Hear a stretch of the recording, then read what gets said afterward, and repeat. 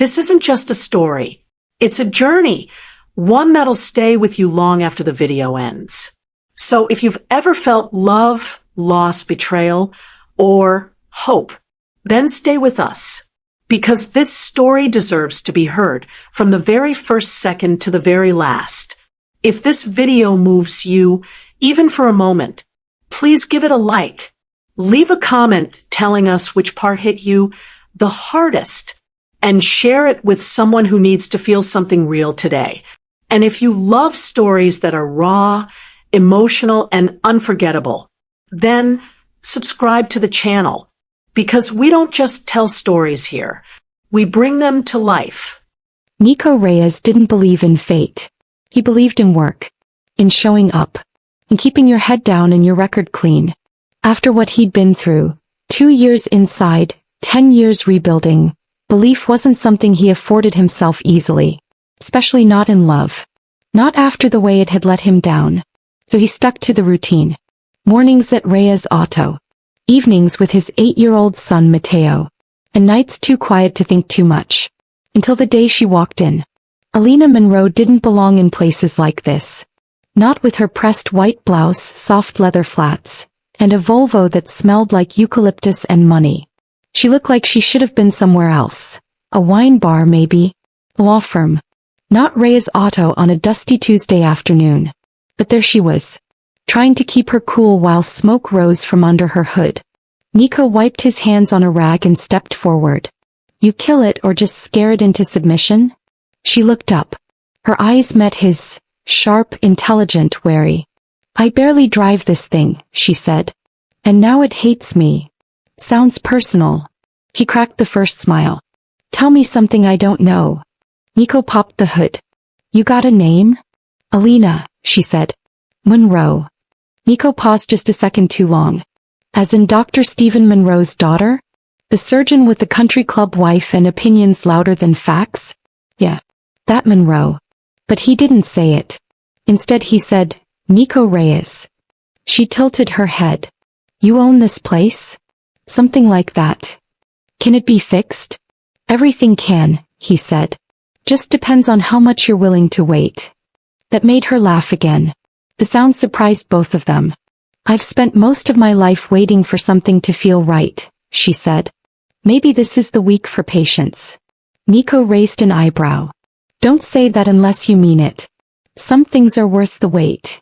He told her it'd take a few days. She came back the next afternoon anyway, not for the car. For the coffee. Thought I'd bring peace offerings, she said, handing him a cup. He looked down at the sleeve. Espresso Haven, the fancy place 3 blocks over. Didn't take you for a local. I'm new, she said. Transferred to the clinic. Trying not to tell anyone my last name. He didn't ask why.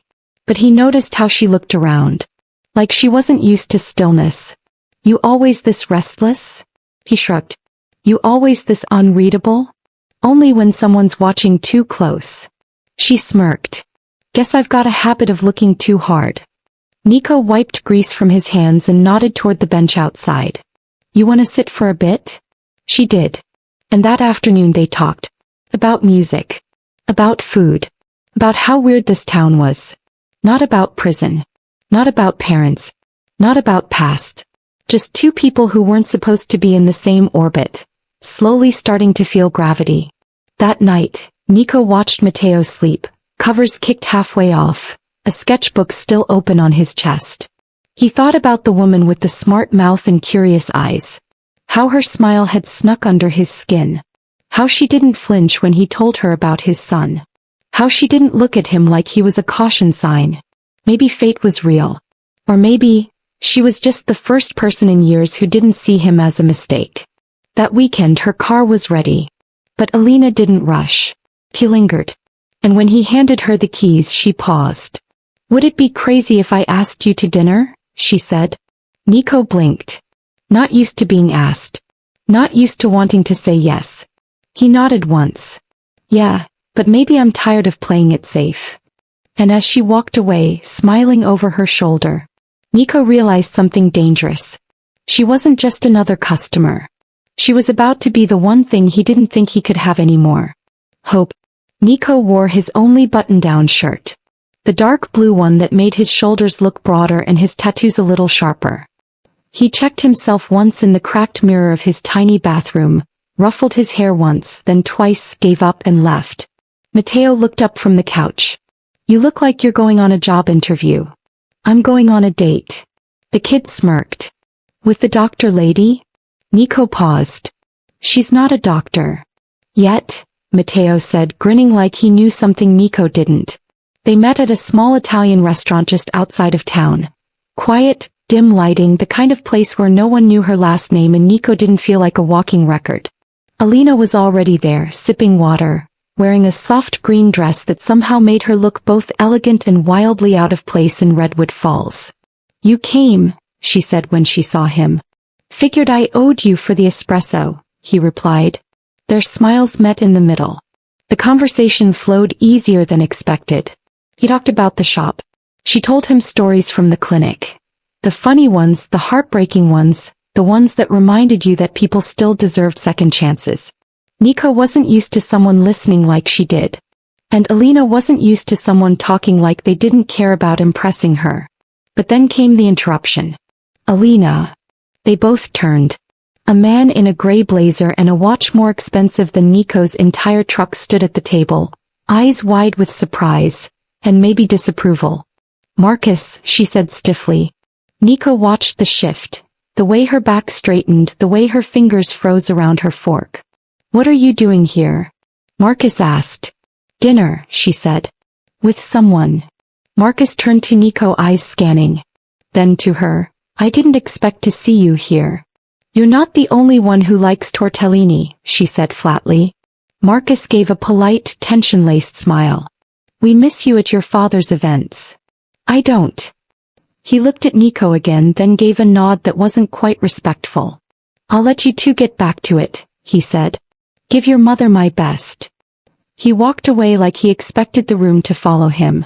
Alina stared down at her plate, silent. Nico reached for his water, cleared his throat. Old friend. More like old mistake, she said. Our families wanted it. He thought he did too. Let me guess. Lawyer. Worse. Political advisor. Nico smiled, trying to lighten the air. That explains the haircut. She laughed, but it didn't reach her eyes. Sorry about that, she murmured. You don't owe me an apology. He made it obvious I don't belong with you, she said. Nico leaned back. He made it obvious he's never fixed anything with his hands. She looked at him. Really looked. And said something that stuck. I'm not here to be who they raised. I'm here to be who I'm becoming. Nico nodded. Then let's eat like people who don't give a damn what anyone thinks. They did. And when he walked her to her car afterward, she leaned in and kissed him. Soft, slow, and nothing like a first kiss. I don't usually do that, she said. Neither do I, he replied. She stepped into her car, eyes lingering. I'll call you. He nodded, watching her drive away. Back at home, Nico stood in his kitchen, Matteo fast asleep down the hall, the house quiet. But something wasn't quiet in his chest. Because Alina Monroe wasn't just a woman from the other side of town. She was a turning point. The kind that makes you wonder. Maybe, just maybe. Love was possible even for people like him. It didn't take long for word to spread. In a town like Redwood Falls, privacy was more suggestion than reality. Especially when your last name was Monroe. 3 days after her dinner with Nico, Alina was called into the back office of the clinic by the director, Dr. Lang. He shut the door. Folded his hands. I received a phone call from your father. Alina didn't blink. Of course you did. Lang sighed. He seems concerned that you've gotten involved with someone who might damage your reputation. Alina crossed her arms. I didn't realize I was a brand. Lang looked pained. You're not. But he made it very clear that if you continue a relationship with Nico Reyes, he'll withdraw his annual donation to the clinic. She exhaled. So it's that kind of threat. Lang leaned forward. I'm not taking sides. I just thought you should know. Alina nodded once. Thanks. She walked out of the office with her pulse pounding. But she didn't cry. She was long past that. That night she went to Nico's garage. He was under a car, sleeves rolled up, music playing low in the background. She stood beside him and waited. He slid out, saw her, smiled. Didn't expect to see you today. She sat on the stool beside him. I had a bad day. Want to talk about it? She hesitated. Then, my father found out about us. Nico stilled. And he threatened to pull his funding from the clinic. Silence. Nico looked down, then stood and wiped his hands. I get it, he said. You don't have to explain. Alina frowned. Don't do that. Do what? Decide for me. I'm just saying, he said, voice steady. I don't want to be the reason you lose what you've built. She stood too. You're not. But if he forces your hand. He doesn't get to. Their eyes locked. Her voice dropped. I didn't come here to ask if we're worth it. I came to tell you that we already are. He stepped closer. Even if it means cutting ties with him? She nodded. Especially then. His hand found hers, rough and warm. You're brave, he whispered. I'm just tired of being what they expect. Nico leaned in and kissed her. It wasn't soft this time. It was real. Rooted. Earned. And when she pulled back, she smiled. You taste like motor oil and rebellion. He grinned. Lucky for you, I come in full service. The fallout came quickly. 2 days later, her father showed up at the clinic. He didn't bother with hellos. I raced you better than this. Alina stared at him across the parking lot. You raced me to perform, not live. You could have had a career. A real one. Hospitals in New York. Board positions. A family with someone who... Someone like Marcus, she interrupted. Someone who would never love me for who I am? Her father's face twisted. You're throwing it all away for a mechanic? I'm choosing someone who sees me. And if that costs me your check or your blessing, then so be it.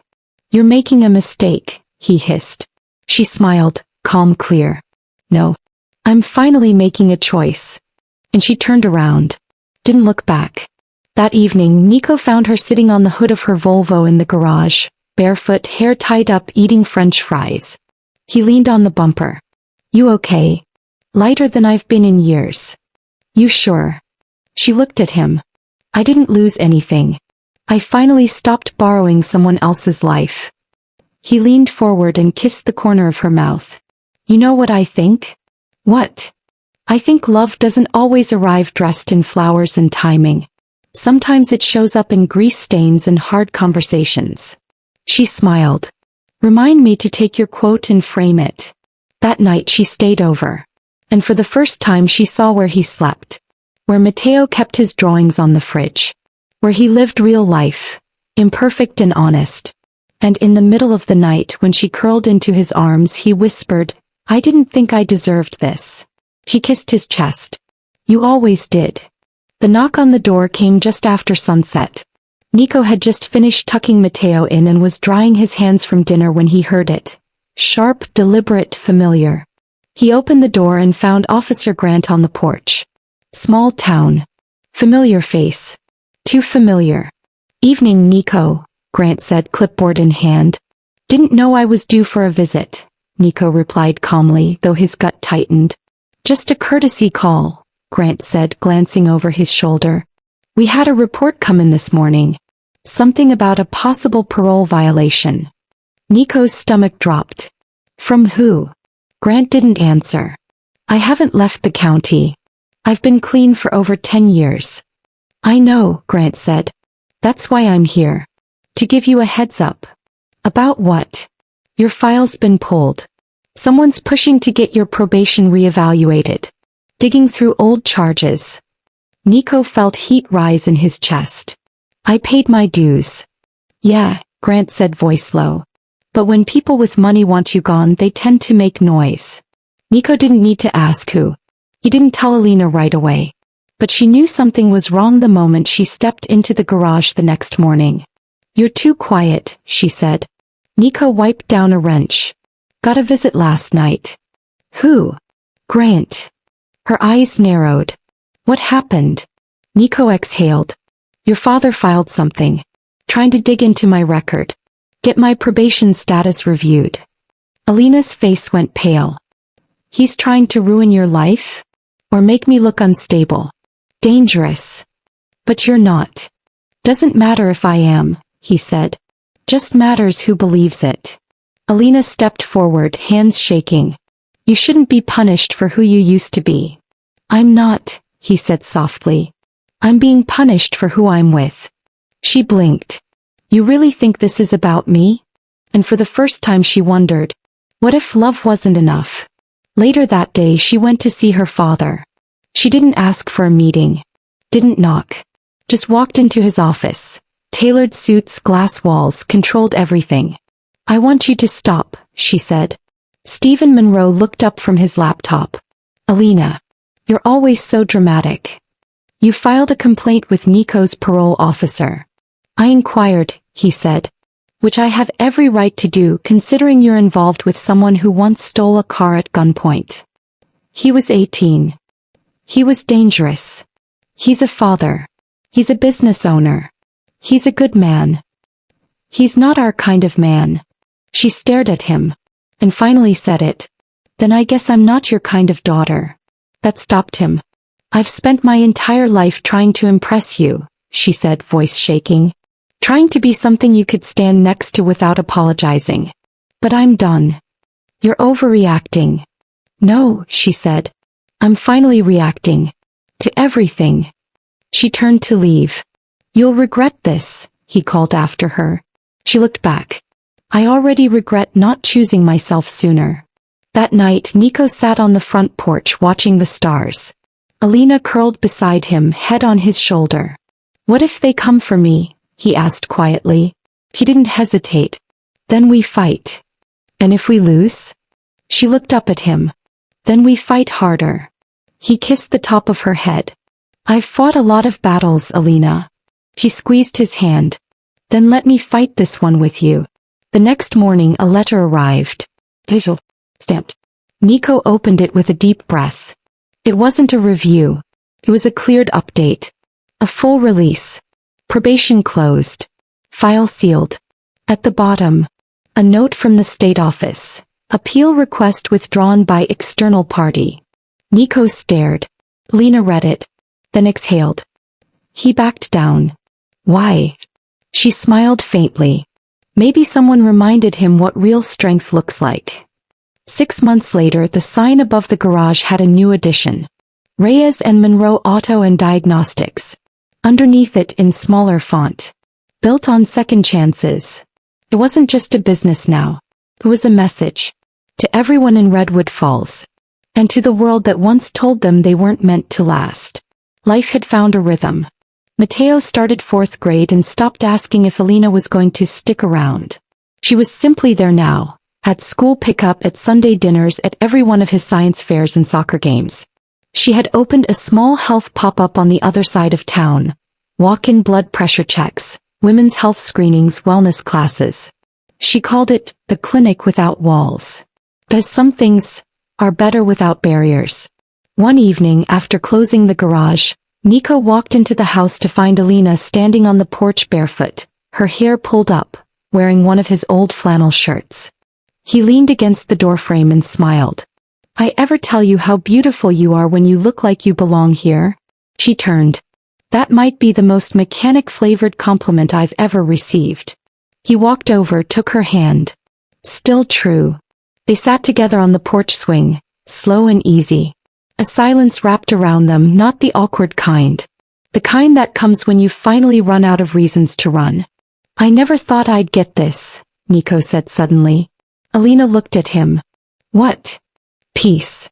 She smiled. You earned it. He turned toward her. You gave it to me. Alina reached into her back pocket and pulled out a folded sheet of paper. What's this? Something I wrote the night I met you. He opened it slowly. Her handwriting scrolled across the page. I don't know your story yet. But your silence says enough. And if you let me, I'll wait. Not for the perfect moment. But for the moment you believe you're worthy of being loved. He stared at the page, emotion choking his throat.